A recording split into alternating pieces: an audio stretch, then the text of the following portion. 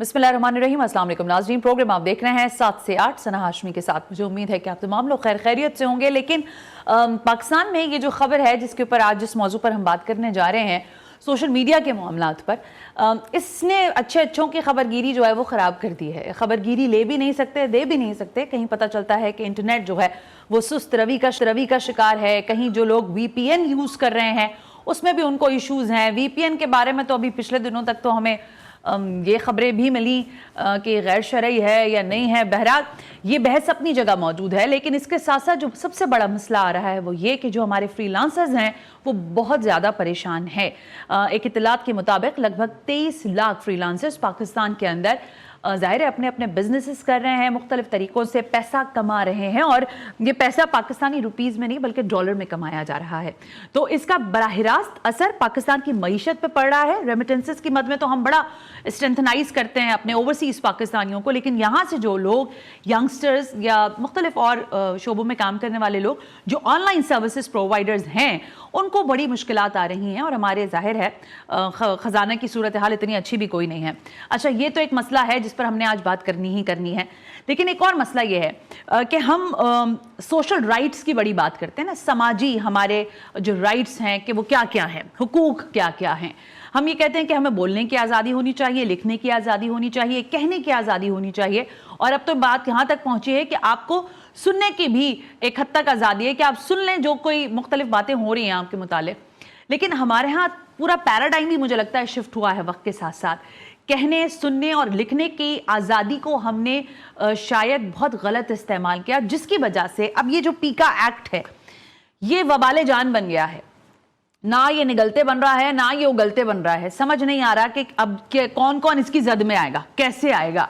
अब इस कानून के ऊपर बात करने के लिए मैंने मुख्तलिफ लोगों से रब्ता किया, लेकिन मुझे लगा कि एक ऐसी शख्सियत जो कि समाज की बड़ी अच्छी बात करते हैं और फिर जाहिर है कानूनदान भी है, पाकिस्तान के राइट्स के हवाले से, लोगों के अवाम के राइट्स पर भी बात, हुकूमत के भी राइट्स है ना। हुकूमत भी कहती है कि आप जो यलगार सोशल मीडिया पर हम देखते हैं हम इसको कैसे रोकें। एक वो फायर वॉल है, उसने कितना हमारे लिए वॉल का काम किया है या नहीं, इस पर बात करने के लिए वॉइस स्काइप मुझे ज्वाइन कर रहे हैं जिब्रान नासिर, समाजी रहनुमा है, कानूनदान है। Jibran, thank you very much for joining us. बहुत बहुत शुक्रिया। तुफैल अहमद खान, सदर Pakistan freelance association and CEO। Tufail, thank you very much कि आप तशरीफ लेकर आए स्टूडियो में। आपसे तो ज़ाहिर है पहले ही बात करूंगी। जिब्रान, आपकी इजाज़त से ज़रा तुफैल से पहले मैं बात का आगाज़ करना चाहूँगी। तुफैल साहब, हकीकतन आपको लगता है कि ये हमारे यहाँ पिछले, अगर मैं 3 माह की बात कर लूँ, अक्टूबर, नवंबर एंड दिसंबर, जब ये हम एंटर हो ही चुके हैं, कितना ज़्यादा फ्रीलांसर्स जो हैं वो प्रॉब्लम में आए हैं, या फिर ये वैसी शोर एक है? देखें, फ्रीलांसर जैसे आपने बताया कि वो डॉलर्स में कमाते हैं, दुरुस्त है, फॉरेन क्लाइंट्स के साथ कमाते हैं, उनके क्लाइंट्स बाहर मुल्क में होते हैं, और अगर बाहर मुल्क में एक जो क्लाइंट हंटिंग होती है, क्लाइंट लेना, प्रोजेक्ट लेना, वो आसान नहीं होता। और डॉलर की कन्वर्जन आप देख सकते हैं कि डॉलर्स में कमाना, तो उसमें सबसे पहले तो ट्रस्ट गेन करना, रेपुटेशन बनाना एक क्लाइंट के साथ, फिर वो डॉलर्स में पैसे देता है। और इस वक्त पाकिस्तान की जो फ्रीलांसिंग है दुनिया में, पाकिस्तान का नाम रोशन कर रही है, 4थे नंबर पर है दुनिया में। अच्छा, वेरी गुड। और पाकिस्तान में एशियन डेवलपमेंट बैंक की अभी रिसेंटली जो हमारे साथ रिसर्च कंप्लीट हुई है उसके मुताबिक लगभग 23 लाख फ्रीलांसर्स हैं पाकिस्तान में। तो देखें, मैं इसका तो नहीं बता सकता कि नुकसान कितना हुआ है, बट मैं ये ज़रूर बता सकता हूँ कि आप देखें कि फ्रीलांसर जब प्रोजेक्ट ही कंप्लीट नहीं कर पाएंगे तो वो डॉलर में कैसे कमाएंगे, क्योंकि ये तो वो फ्रीलांसर्स हैं जो फुल टाइम है। अभी तो पार्ट टाइम फ्रीलांसर्स ने शायद अपना काम ही छोड़ दिया हो, क्योंकि वो प्रोफेशनल हैं, 9 to 5 शायद जॉब करते हैं या वीकेंड में फ्रीलांसिंग करते होंगे, तो उनकी एक जगह पे अच्छी चीज़ चल रही हो तो वो दूसरी चीज़ छोड़ देंगे। जो फुल टाइम फ्रीलांसर है उसको ग्राफिक डिज़ाइनिंग करके, कंटेंट राइटिंग करके या प्रोग्रामिंग करके अगर कमाना है, और वो अगर इंटरनेट की सुस्त रवि रहेगी, अगर इंटरनेट में इश्यूज़ रहेंगे अपलोडिंग में, डाउनलोडिंग में, तो वो किस तरह से अपने प्रोजेक्ट्स को कंप्लीट करे, वो क्लाइंट लूज़ करना शुरू हो जाएगा। मैं तो पहले ये पूछना चाह रही थी, इस दौरानिए में अगर मैं पिछले महीने की बात करूँ ना, नवंबर की, डाटा एक्सेप्टेबल नहीं था, नहीं चल पा रहा था, तो क्या आपके पास, एक तो मुझे ये बताएं कि आपके पास रजिस्टर्ड कितने फ्रीलांसर्स हैं? देखिए, हमारे पास 60,000 के करीब जो है रजिस्टर्ड फ्रीलांसर्स हैं। और डेटा देखें बिल्कुल नहीं चल रहा था। अभी इसी सिलसिले में हमने भी PTA के साथ काम भी किया है, इस पर हमने 12 दफ़ा PTA से भी मुलाकात की है, اور ابھی ریسنٹلی میری minister of I T and telecom Shaza Fatima سے بھی ملاقات ہوئی ہے، جس پہ نیشنل فائبرائزیشن پالیسی کا انہوں نے ہمیں بتایا ہے کہ جو کہ جلد سے جلد ایگزیکیوٹ ہوگی، اور میں امید کرتا ہوں کہ شاید اس سے انٹرنیٹ کے مسائل حل ہوں گے، کیونکہ وہ میں نے اس دن اس کی بریفنگ لی ہے نیشنل فائبرائزیشن پالیسی کی۔ اگر اس طرح کی چیز آتی ہے تو اس کا مطلب ہے ہمارا ملک جو ہے انٹرنیٹ پہ اہمیت دے رہا ہے۔ میں آتی ہوں تو پہلے آپ پہ جو وی پی این کے ایشوز ہیں اس پہ بھی پھر میں آپ سے ابھی بات کرتی ہوں، لیکن جبران ناصر صاحب تھینک یو اگین سر ظاہر انٹرنیٹ کے ایشوز تو ہیں ہمارے ہاں، اور اب تو بڑھتے پہلے ایک وقت تھا، مجھے یاد پڑتا ہے، اللہ تعالیٰ معاف کرے، حسیس بھی آتی ہے کہ ہم نے حالات سے گزرے ہیں، کوئی دہشت گردی ہوتی تھی، خدا نہ خواستہ کوئی خطرات ہوتے تھے تو پتہ چلتا تھا موبائل فون سروس بند ہو جائے گی، 9-10 محرم کو بند ہو جاتی تھی یا بڑے دنوں پر 12 ربیع الاول کو بند ہو جاتی تھی۔ اب تو ہم اس سے ایک سٹیپ اور آگے چلے گئے، اب ہم انٹرنیٹ ہی بند کر دیتے ہیں، نہ موبائل سروس آئے گی نہ کچھ آئے گا۔ یہ جو صورتحال ہے اس کے ساتھ کیا ہم اپنے ڈیجیٹل رائٹس زیادہ مانگ رہے ہیں، یا کیونکہ ہم نے مس یوز اتنا کر دیا ہے اس لیے اب آپ کو کنٹین کرنا ضروری ہے؟ جبران دیکھیے، ہم کس چیز کو کنٹین کرنا چاہ رہے ہیں، میں یہ جاننا چاہ رہا ہوں کہ پاکستان میں جو فیک نیوز کا بار بار ذکر ہوتا ہے، جی کس جگہ پہ فیک نیوز کی وجہ سے رائٹس پھیل گئے ہوں، جیسے کہ فرانس کے اندر ہوا یا یو کے میں ہوا، یا کہاں پہ فیک نیوز کی وجہ سے کوئی حکومت گر گئی ہو۔ اچھا کہ مجھے بار بار اپنی آواز کا ایکو آ رہا ہے، تو اچھا اوکے، پی سی آر کائنڈلی فکس کیجئے گا ایکو جبران صاحب کا، ایکو نہ جائے ان کو۔ جی جبران صاحب پلیز کنٹینیو۔ مسئلہ یہ نہیں ہے کہ فیک نیوز پھیل رہی ہے، مسئلہ یہ ہے کہ ایک فیک حکومت ہے جو ایک فیک الیکشن کے نتیجے میں آئی ہے، جو ایک فیک طریقے سے قانون سازی کرتی ہے، ایک فیک طریقے سے آئینی ترمیم کرتی ہے۔ اچھا میں اس کو فیک کیوں کہہ رہا ہوں؟ کیونکہ ریئل الیکشن وہ ہوتا ہے جہاں عوام کے ووٹ صحیح معنوں میں گنے جائیں، وہ نہیں ہوا۔ ریئل حکومت وہ ہوتی ہے جہاں پہ عوام کے ووٹوں سے کوئی حکومت آئے وجود کے اندر، نہ کسی فرد واحد کی مرضی سے۔ ریئل قانون سازی اور آئینی ترمیم وہاں ہوتی ہے جہاں پارلیمان کے اراکین جو ہے بغیر کسی ڈر و خوف اور خطر کے۔ انٹرنیٹ ایشو اسکائپ میرا خیال ہے کہیں نہ کہیں ہینگ کر رہا ہے جبران۔ جب آپ اتنی ساری مصنوعی چیزیں اتنی ساری مصنوعی چیزیں کر رہے ہیں، فیک چیزیں کر رہے ہیں، اس کی نشاندہی کو روکنے کے لیے کہ اس پہ سوال نہ ہو، ٹھیک ہے، آپ انٹرنیٹ بند کر رہے ہیں، آپ ایکس بند کر رہے ہیں، آپ وی پی اینز کو بند کر رہے ہیں، کہہ رہے ہیں ان کو رجسٹر کرایا جائے۔ اچھا اب ایک دوسری بات، یہ کلیئرٹی دے دے حکومت کہ اگر ٹویٹر ممنوع ہے، اگر ٹویٹر غیر قانونی ہے، تو وی پی این کے ذریعے بھی اس کا استعمال غیر قانونی ہونا چاہیے، غیر قانونی ہونا چاہیے۔ مگر جب امریکہ میں ڈونلڈ ٹرمپ الیکشن جیتتے ہیں تو شہباز شریف ٹویٹر کا استعمال کر کے ان کو مبارکباد دیتے ہیں۔ حکومت نے کوئی سیکیورٹی پلان بتانا ہو، حکومت نے بتانا ہو کہ کراچی کی سڑک پہ کوئی ایگزیبیشن ہو رہی ہے تو کہاں سے ٹریفک کھلے گا، کہاں سے بند ہوگا، ہوتے ہیں۔ تو آپ نے ٹویٹر بند کیوں کیا اور ہمیں مجبور کیوں کیا کہ ہم وی پی این کی طرف جائیں، اور اب آپ وی پی این کو رجسٹر کیوں کرانا چاہ رہے ہیں؟ اس کی وجہ یہ ہے کہ حکومت یہ جاننا چاہتی ہے کہ پاکستان میں جو بھی اظہار رائے کر رہا ہے اور جیسی بھی اظہار رائے کر رہا ہے اور جو بھی انفارمیشن کنزیوم کر رہا ہے اور جیسی بھی انفارمیشن کنزیوم کر رہا ہے، وہ کہاں بیٹھا ہوا ہے، وہ کدھر سے یہ کام کر رہا ہے۔ اور اس سلسلے میں جو آپ کا آئینی فنڈامنٹل رائٹ ہے، رائٹ ٹو پریویسی، جی سر، اور رائٹ ٹو پریویسی کے اندر انہیرنٹ ہوتی ہے رائٹ ٹو انونیمٹی۔ آپ بہت ساری انفارمیشن کنزیوم کرنا چاہتے ہیں جب آپ اپنی آئیڈینٹی ظاہر نہیں کرنا چاہتے، اور بہت ساری باتیں بھی کہنا چاہتے ہیں آئیڈینٹی ظاہر کیے بغیر، چونکہ پاکستان کے اندر نسل پرستی بھی ہے، فرقہ پرستی بھی ہے، اور بھی کافی آپ کو جان اور مال کے نقصان اور خطرات رہتے ہیں، نان اسٹیٹ ایکٹرز کی طرف سے بھی رہتے ہیں۔ مگر سرویلنس کی خواہش ہے حکومت کی۔ یہ جو ہم چائنا کا ماڈل بار بار کوٹ کرتے ہیں، تو چائنا میں جمہوریت تو نہیں ہے، چائنا میں اور بہت ترقی ہے، بٹ ہیومن رائٹس کے حوالے سے چائنا کوئی شائننگ ایگزامپل نہیں ہے۔ تو ہم اس لیے جو سب کچھ ہم نے ایک مصنوعی بنایا ہے پاکستان میں، جو فیک بنایا ہے، اس کو ایکسپوز نہ کیا جائے، اس لیے ہم انٹرنیٹ بند کر رہے ہیں، اور اس کی جو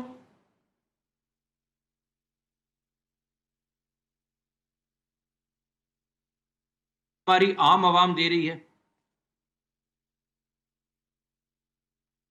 اوکے جبران کو میں دوبارہ لیتی ہوں۔ جبران آپ کا پوائنٹ آیا، تھینک یو، میں آپ کے ساتھ دوبارہ کنٹینیو کرتی ہوں۔ کچھ انٹرنیٹ کا بھی ایشو آ رہا ہے، وہی سارے معاملات ہیں جس پر ہم بات کر رہے ہیں۔ گو کہ اس نے بڑی آسانیاں کی لیکن اب مشکلات بھی کافی آ رہی ہیں۔ اچھا یہ بتائیں مجھے طفیل صاحب کہ ایک تو ہمارا ایشو یہ ہے کہ ہم تو کچھ قوانین کی بات کر رہے ہیں جبران سے، ظاہر ہے آپ لوگ ایک بالکل ڈفرینٹ جانرا کے لیے کام کر رہے ہیں، آپ پیسہ کماتے ہیں، لوگوں کو سکھاتے ہیں، مجھے یہ بتائیے کہ اس دورانیے میں جب سے فائر وال لگی ہے، جب سے لے کر اب تک، کیا واقعتاً آپ کا فری لانسر جو ہے وہ ڈکلائن ہوا ہے، یا پھر اس کا جو کلائنٹ ہے وہ ظاہر دیگر اور جگہوں پر، جیسے پچھلے میں نے پروگرام کیا تھا اسی موضوع پر، تو مجھے پتا چلا کہ لوگ زیادہ تر اپنے جو بھی کاروبار تھے وہ بنگال والوں کے ساتھ کر رہے تھے یا انڈیا کے ساتھ انہوں نے اپنے ٹرمز کر لیے تھے. آپ کے اس دورانیے میں کیا ہم نے کتنا اپنا جو ہے بوجھ زیادہ پڑا ہے فری لانسر پر اور وہ کوئٹ کر گیا ہے اس سارے عرصے میں؟ دیکھیں مجھے یا میرے فری لانسر کو ہی نہیں پتا فائر وال لگی یا نہیں لگی. ہمیں انٹرنیٹ سے تعلق ہے ہمارا. ہمیں گورنمنٹ کی پالیسیز پہ ہم بس یہ کہتے ہیں کہ دیکھیں انٹرنیٹ اگر صحیح ہے تو ہمارا کام چلے گا. اب آپ فائر وال لگائیں نہ لگائیں وہ گورنمنٹ کا ڈپارٹمنٹ ہے، ڈومین ہے، وہ جو کرے. دیکھیں یہ سب چیزیں سوشل میڈیا سے مجھے بھی پتہ چلتی ہیں، ورنہ تو میرے پاس تو کوئی آفیشیل نوٹیفیکیشن ایسا نہیں ہے. اب جہاں تک بات آتی ہے کہ جو پروجیکٹس ہیں، تو دیکھیں پاکستانی فری لانسر ابھی بھی 4 نمبر پہ ہی ہیں. ابھی بھی ان کو پروجیکٹس ویسے ہی مل رہے ہیں. میں نے ابھی آپ کو ذکر بھی کیا تھا آن ایئر جانے سے پہلے کہ پاکستان میں ابھی ریسنٹلی 7 سے 8 پاکستانی ایسے ہیں جنہوں نے $1 ملین سے زیادہ ارن کیا ہے ایک انٹرنیشنل پلیٹ فارم کے ذریعے، اور وہ دوسرے پلیٹ فارم میں بھی اسی طرح سے تعداد ہے جس میں 30 کروڑ روپے پاکستانی بنتے ہیں ایک بچے کے جو اس نے کراس کیے. تو اسی ملک میں بیٹھ کے انہوں نے 30 کروڑ بھی کمائے. دیکھیں میں being a president of Pakistan free lancer ایسوسی ایشن آپ کے توسط سے بھی گورنمنٹ سے ریکویسٹ کرتا ہوں آپ انٹرنیٹ فرینڈلی پالیسی بنائیں جس سے ڈیجیٹل اکانومی پروموٹ ہو، جس سے یہ 23 لاکھ کا فگر زیادہ ہو. کیونکہ دیکھیں جب انٹرنیٹ خراب ہوتا ہے، میں اور آپ فری لانسرز کی تو بات کرتے ہیں، رائڈرز کی بات نہیں کرتے، کیب ڈرائیورز کی بات نہیں کرتے جن کے پاس کوئی آلٹرنیٹ نہیں ہے، وہ بے روزگار ضرور ہوگا. پھر ہم ایک اور چیز بہت بڑی مس کرتے ہیں کہ وہ بچے جن کو میں اور بہت سارے میرے جیسے ادارے پروموٹ کر رہے ہیں کہ آپ فری لانسنگ کی طرف آئیں، تو آپ دیکھیں جب وہ سوشل میڈیا پہ اسپیشلی جب وہ حال دیکھیں گے تو میں سمجھتا ہوں کہ ہمیں ایک تو سوشل میڈیا کے پروپیگنڈا کا بھی حصہ نہیں بننا چاہیے. بہت اچھی بات ہے، کیونکہ دیکھیں اس سے یہ ہوتا ہے کہ جو فیک نیوز والا ایلیمنٹ ہے نا، اور میری ٹیم یونیورسٹی میں جا کے گھروں میں جا کے بتا رہی ہے کہ فری لانسنگ کے کیا فائدہ، ہمارا کام ہے. ٹھیک بات. تو وہ لوگ کہیں گے یار کیا فائدے بتا رہے ہو، انٹرنیٹ تو چل نہیں رہا، لیکن وہ دیکھ کہاں رہے ہیں انٹرنیٹ پہ جا کے. تو دیکھیں انٹرنیٹ ایسا نہیں ہے کمپلیٹلی شٹ ڈاؤن، ایسا تو نہیں، میرا بھی کام چل رہا ہے فی الحال. ہاں دیکھیں انٹرنیٹ کی سست روی کسی کو برداشت نہیں ہے، بھلے میں ہوں، ایک تصویر اور ایک وائس نوٹ واٹس ایپ کا ڈاؤن لوڈ کرنے میں دیکھیں نا، آپ گیسٹ کو اگر آپ آن لائن لے رہی ہیں، انٹرنیٹ کے ایشو ہیں، تو آپ اپنے پروگرام میں بھی بالکل ایسے اس کی پیس جو ہے وہ خراب ہوتی ہے. تو میں اور آپ ریکویسٹ کر سکتے ہیں جس پہ ابھی پالیسی کا بھی میں نے آپ سے ذکر کیا کہ پالیسی پہ کام ہو رہا ہے. آپ سے وی پی این کا پھر بات رہ جائے گی، لیکن مجھے اس میں یہ بتا دیں کہ وی پی این کی آج ہی خبر آئی ہے کہ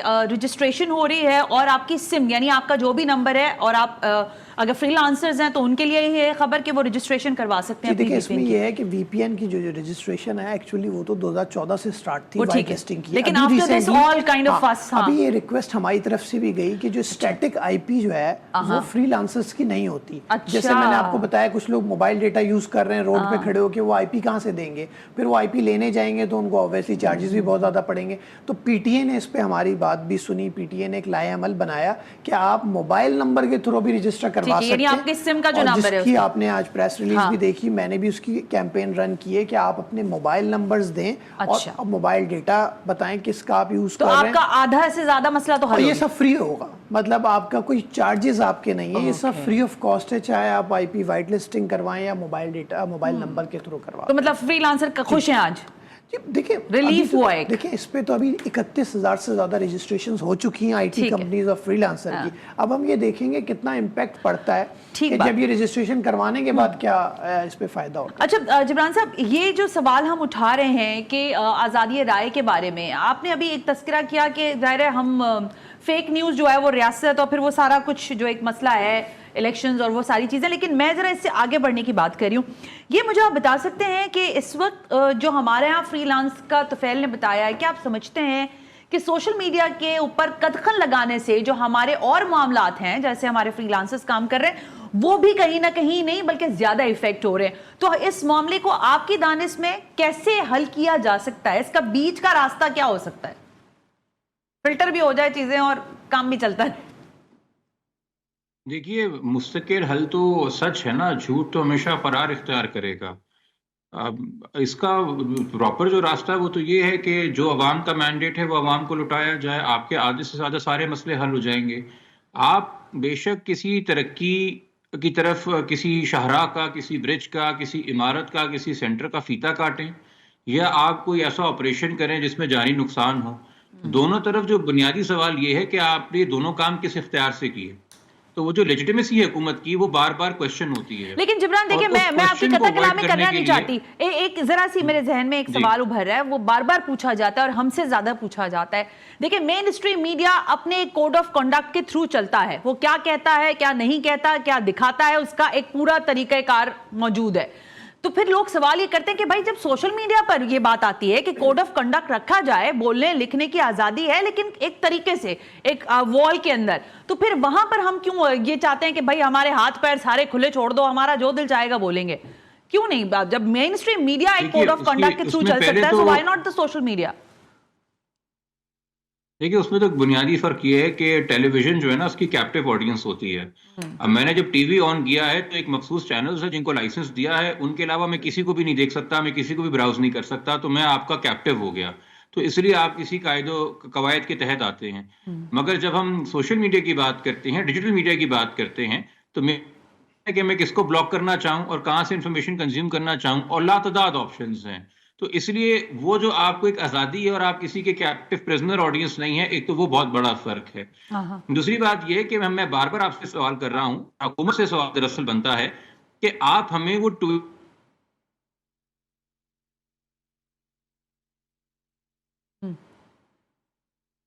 واقعہ ہوا، کوئی جرم ہوا جس کی پاداش میں آپ نے ٹویٹر کے اوپر پابندی لگا دی. آپ جب حکومت سے سوال پوچھتے ہیں تو پی ٹی اے یہ کہتی ہے کہ جی ہمیں 17 فروری کو ایک لائن کا خط آیا تھا حکومت پاکستان سے، وہ خط عدالت کے اندر بھی ہماری پٹیشن کے اندر سامنے ہمارے آیا، تو اس میں بغیر کسی وجہ کے، بغیر کسی واقعے کے ریفرنس کے صرف اتنا لکھا کہ حکومت خواہش مند ہے کہ ایکس کے اوپر پابندی لگا دی جائے، اس لیے پی ٹی اے نے ایک ڈاکیے کا کام کرتے ہوئے آگے لیٹر بھیج کے اسے پابندی لگا دی. اب پی ٹی اے ایک انڈیپینڈنٹ ریگولیٹر ہے. یہ جو آپ نے سوال کیے کہ بھائی کوئی نہ کوئی تو قواعد ہونے چاہیے، تو ہمارے یہاں 2021 کے اندر removal of unlawful removal blocking of unlawful online content کے نام سے رولز آئے تھے. اس کے اندر باقاعدہ آپ نے دیا ہوا ہے کہ پاکستان کی national security, integrity of the country, honour of Islam, یہ تمام تر آپ نے اس کے اندر فلٹرز دیے ہوئے ہیں کہ اگر کوئی چیز اس کی وائلیشن کر رہی ہے تو اس کے اگینسٹ پی ٹی اے جو ہے وہ کمپلین کر سکتا ہے سوشل میڈیا کمپنیز کو، اور سوشل میڈیا کمپنیز کو تمام. اچھا جبران یہ کنٹینیو کر لینا، مجھے آپ صرف ایک چیز کا اور جواب دے دیں. دیکھیں جب میں فیس بک پر فلسطین کے حوالے سے کچھ لکھتی ہوں تو میری آئی ڈی بلاک ہو جاتی ہے. کشمیر کے اوپر کچھ لکھوں گی، مجھے 15-20 دن کے لیے میں ٹاٹا بائی بائی ہو جاؤں گی فیس بک پر. یہ فیس بک کی پالیسی ہے نا، حالانکہ ہم اس کے ایک فرینڈلی یوزر ہیں اور ہم اس کو سپورٹ کرتے ہیں، لیکن ہر ادارے کی یا ہر کمپنی کی اپنی ایک طریقہ کار ہے جس کے تحت وہ چیزیں لے کر چلتی ہے.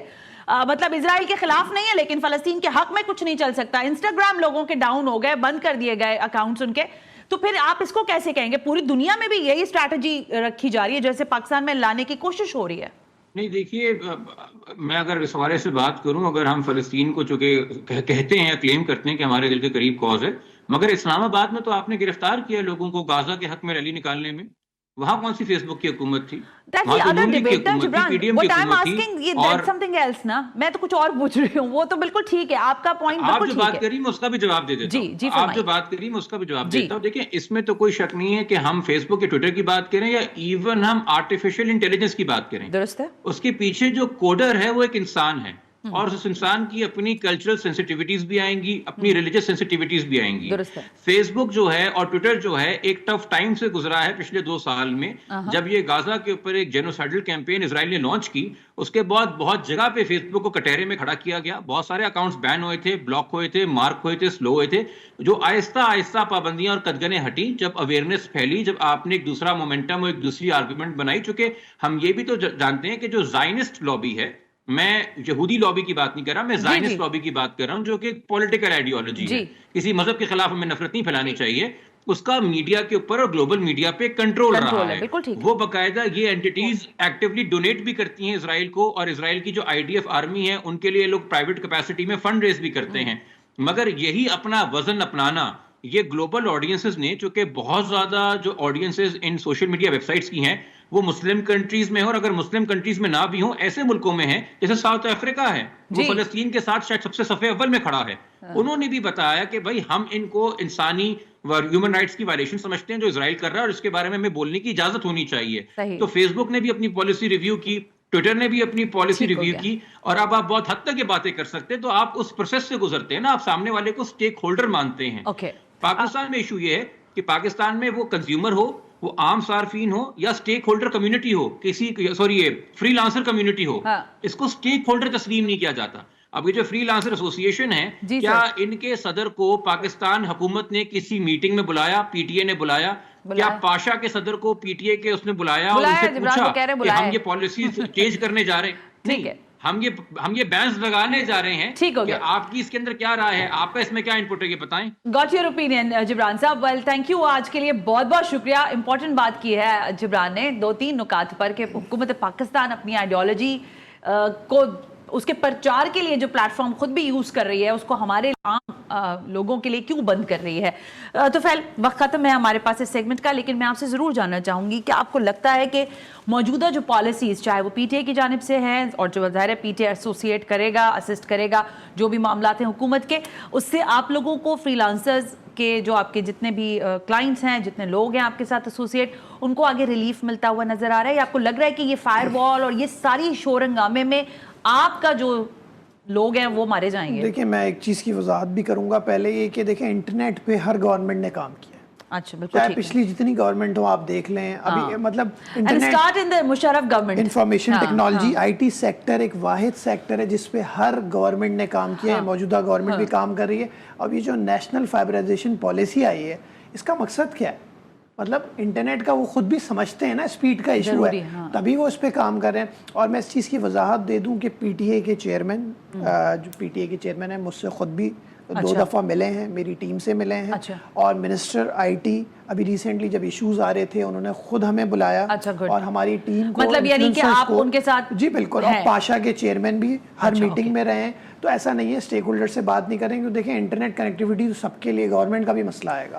اور جب آئی ٹی ایکسپورٹس کا خواب دیکھ رہے ہیں 31% اضافہ ہوا ہے آئی ٹی ایکسپورٹس میں. جی بالکل. تو میں سمجھتا ہوں دیکھیں اسٹیک ہولڈر سے بالکل بات کر رہے ہیں، آئی ٹی سیکٹر کو کوئی گورنمنٹ نہیں چھوڑ سکتی. ٹھیک ہے. اور کمنگ ڈیز میں آپ سمجھ رہے ہیں کہ معاملات اور مزید بہتر ہو جائیں گے؟ بالکل، اسی لیے پالیسی بنائی گئی ہے کیونکہ ان کو خود بھی اس چیز کا علم ہے کہ انٹرنیٹ کا ایشو ہے پاکستان. ایک ہوتا ہے گورنمنٹ یہ کہے کہ جی انٹرنیٹ کا کوئی ایشو ہی نہیں ہے، تو ہم وہاں پہ پریشان ہوتے ہیں. انہوں نے اس پہ سینٹ کمیٹی کی میٹنگ بالکل پلواشا اور دوسرے لوگوں نے میٹنگ کی ہے، باقاعدہ انپٹس آئے ہیں اور اسٹیک ہولڈرز بھی بیٹھے ہیں. اس کے بعد سے پی ٹی اے بھی کنٹینیوسلی پریس ریلیز جاری کر رہا ہے. تو دیٹ از شوئنگ کہ وہ کام کرنا چاہ رہے ہیں. ہمارے یہاں انفراسٹرکچر کا ایشو ہے ٹیلی کمیونیکیشن میں. Well thank you very much. Tufail Ahmed Khan, president and C E O Pakistan freelancers association, بہت بہت شکریہ آپ نے وقت دیا. جبران ناصر کا بھی بہت بہت شکریہ. اس سیگمنٹ سے ہم ظاہر بریک پہ جائیں گے. جب بریک سے واپس آئیں گے تو دنیا کا پورا اور معاملات جو ہیں مڈل ایسٹ کے اگر میں دیکھوں تو وقت کے ساتھ ساتھ ہر روز کچھ نئی معلومات مل رہی ہوتی ہے. سیریا جو ہے اس کا ایک اور شفٹ ہمیں دیکھنے کو مل رہا ہے. اس پر بات کریں گے سابق وزیر خارجہ سے اس بریک کے بعد.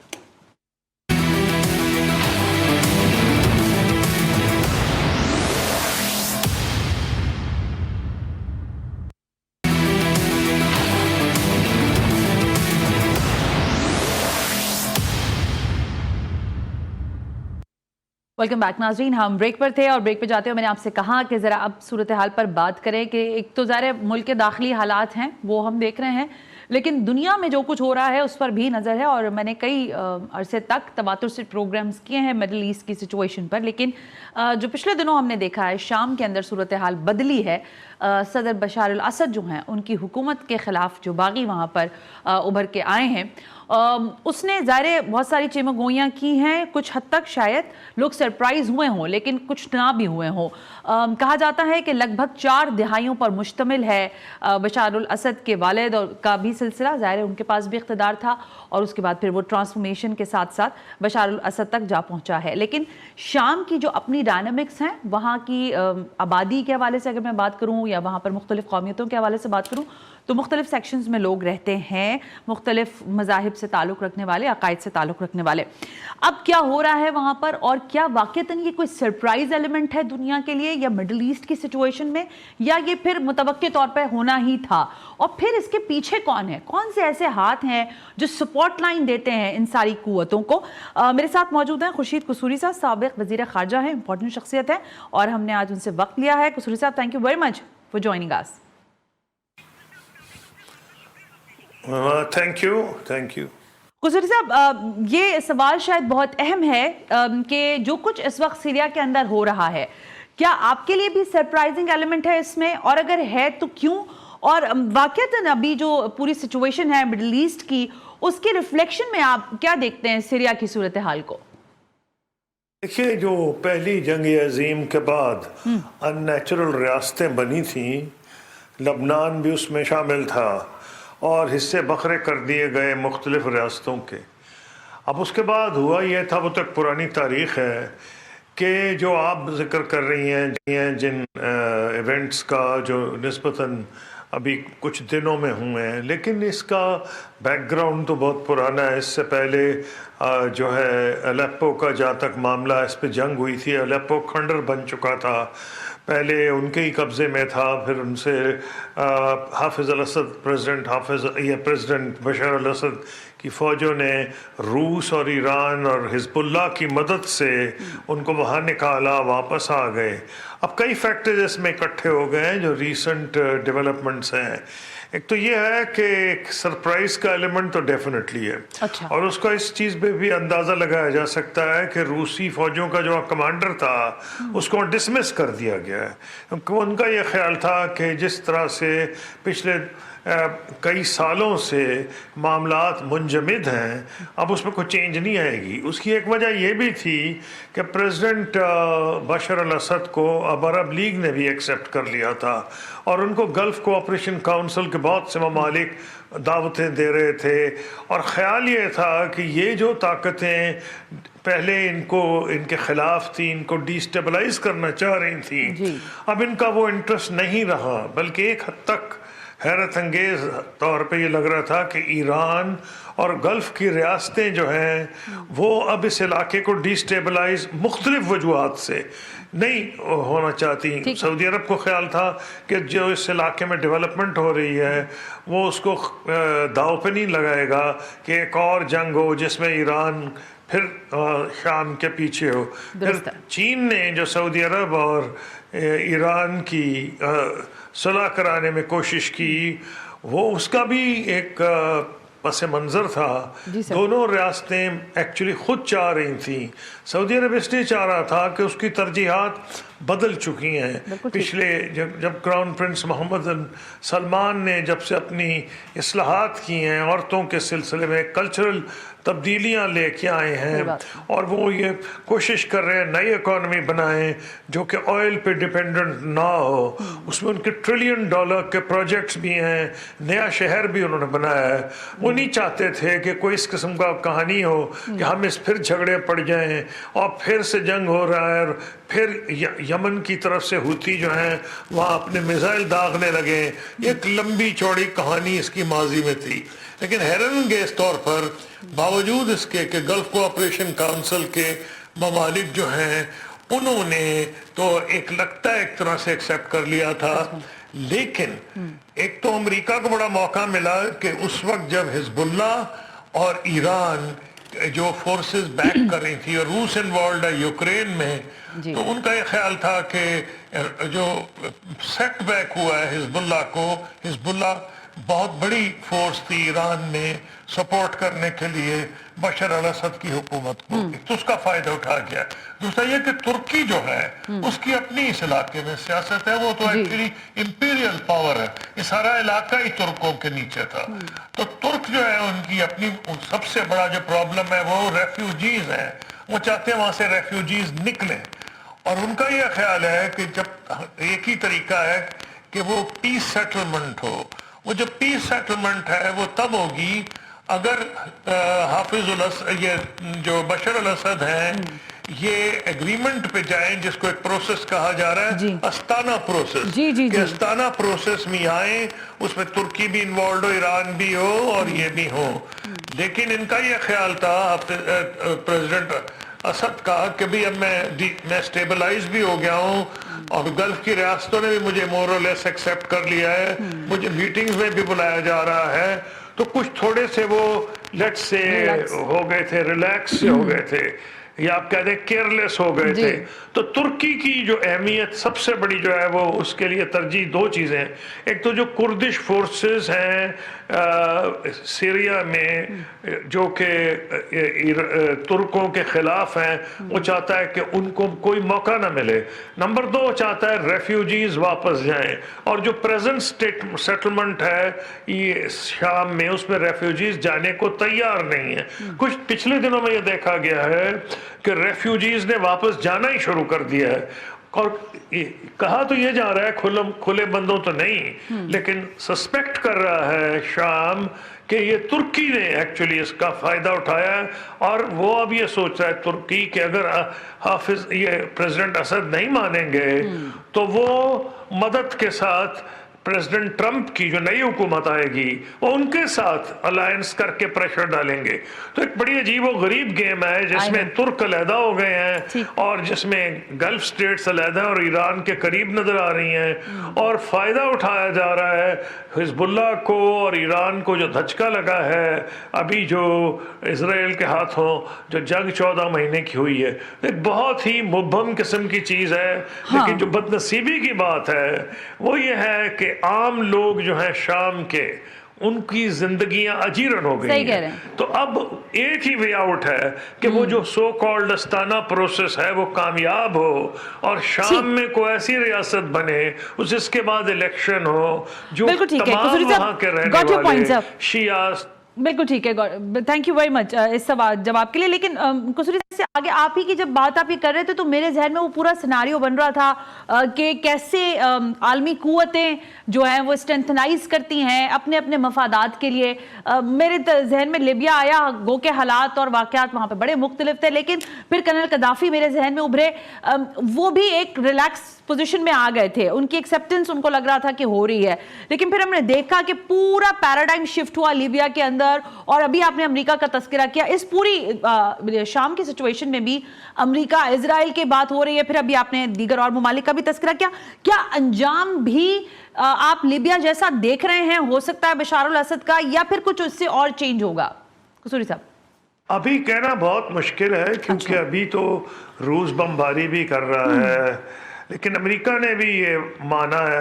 عجیب و غریب پوزیشن ہے کہ جو یہ دوسری ہے وہ تحریر حیات تحریر الشام, وہ اوریجنلی القاعدہ کا حصہ تھی. یونائٹڈ نیشنز اور امریکہ اور یورپ کے بہت سے ممالک کے لسٹ میں وہ ایک ٹیررسٹ آرگنائزیشن ہے. تو ایک عجیب تماشا ہو رہا ہے کہ ایک طرف تو وہ ٹیررسٹ آرگنائزیشن جس کو کہا جاتا ہے وہ اپنے آپ کو نیشنلسٹ بنا کے پیش کر رہی ہے. کوئی بری بات نہیں, کیونکہ ٹیررسٹ سے تو نیشنلسٹ بہرحال بہتر ہے. تو اب وہ نیشنلسٹ بن گئے. یورپینز اور امریکنز کو خود سمجھ نہیں آ رہی کہ, لیکن یہ اتنے معصوم بھی نہیں جتنا امپریشن دے رہے ہیں. کئی دفعہ یہ ایسی فورسز کو خود یوز کرتے ہیں, اور کوئی حیران کن بات نہیں اگر کبھی لیکس ہوئی. ابھی تو لیکس جو ہوئی ہیں بیچارے جیلوں میں جا رہے ہیں, کبھی ایک اور لیکس قسم ہوئی تو پتہ لگے کہ ان کو جن کو امریکہ ٹیررسٹ کہہ رہا ہے, ہو سکتا ہے ان کے پیچھے بھی امریکہ کا ہاتھ ہو. امریکہ کا ہے یا نہیں, دنیا سسپیکٹ کر رہی ہے کہ ترکی کا ہاتھ. بالکل ٹھیک ہے, امپورٹنٹ بات کہہ رہے ہیں آپ قصوری صاحب, لیکن یہ جو بات آپ نے کی نا کہ ہمیشہ یوز کیا ہے یا یوٹیلائز کیا ہے ٹولز کی طرح سے لوگوں کو, تو یہ بھی لوگوں سے اب ڈھکی چھپی بات نہیں. لیکس ویکس کا تو سلسلہ خیر کدھر رک بھی جائے, لیکن اب چیزیں بہت زیادہ لوگوں کے سامنے کلیئر بھی ہیں.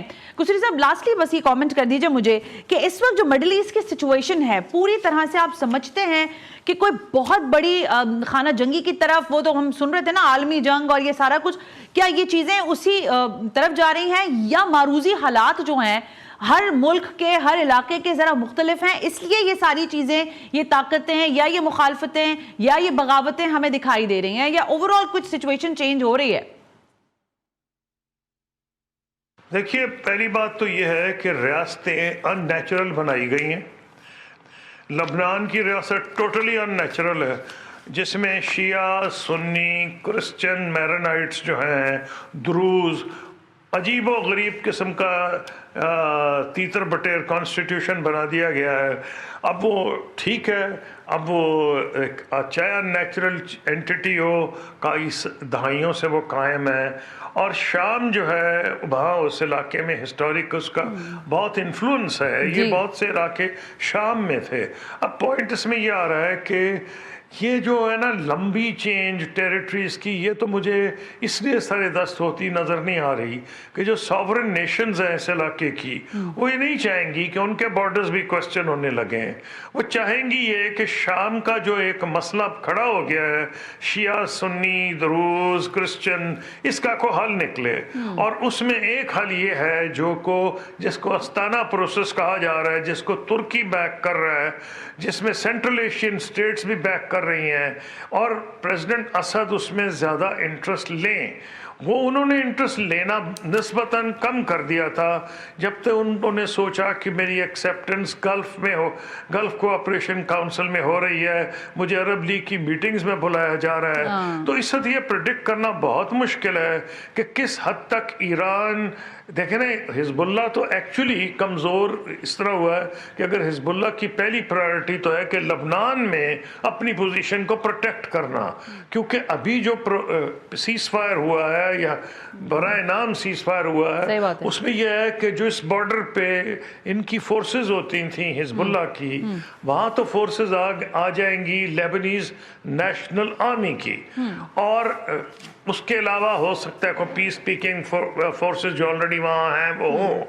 لیکن یہ کتنی دیر مینٹین ہوگا مجھے نہیں نظر آ رہا. نمبر 2، کتنی دیر حزب اللہ یا ایران اس سچویشن کو ایکسیپٹ کریں گے کہ وہاں حماس کو برباد کر دیا جائے اور یہ کچھ نہ کریں. کیونکہ ان کا جو بنیاد یہ تھی کہ یہ جو اینٹیٹیز ہیں ان کو یہ سمجھا جا رہا تھا کہ ایران کے خلاف جو مغربی دنیا، خاص طور پر امریکہ اور خاص طور پر ٹرمپ ایڈمنسٹریشن خلاف ہوئی تھی، تو اس نے اپنے لیے ایک قسم کی پراکسیز ایران، عراق، یمن، لبنان میں بنائی ہوئی تھیں کہ بھئی اس کی فرسٹ لائن آف ڈیفنس ہے. کیا ایران یہ برداشت کرے گا کہ اپنی فرسٹ لائن آف ڈیفنس کو تباہ ہو جانے دے؟ اس کا جواب اس وقت نہیں دیا جا سکتا. بالکل ٹھیک ہے قصوری صاحب، تھینک یو ویری مچ. وقت بہت مختصر سا تھا لیکن آپ کا بہت شکریہ، آپ نے اس قلیل وقت میں ہمیں کافی ساری چیزوں کو سمجھایا ہے. Thank you very much.